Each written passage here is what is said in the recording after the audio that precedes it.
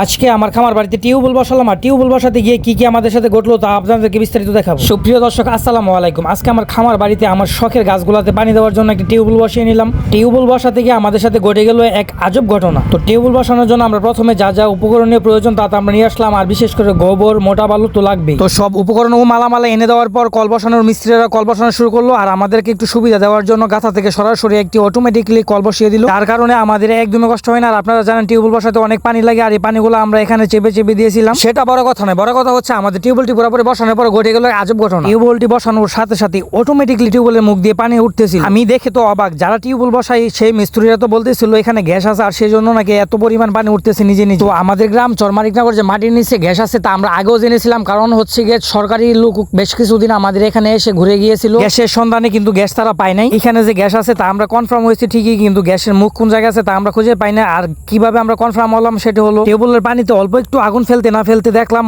হুট করে আগুন জ্বলে গেল। আপনাদের কি মনে হয় আপনারা অবশ্যই জানাবেন। ধন্যবাদ, ভালো থাকবেন, আল্লাহ হাফেজ।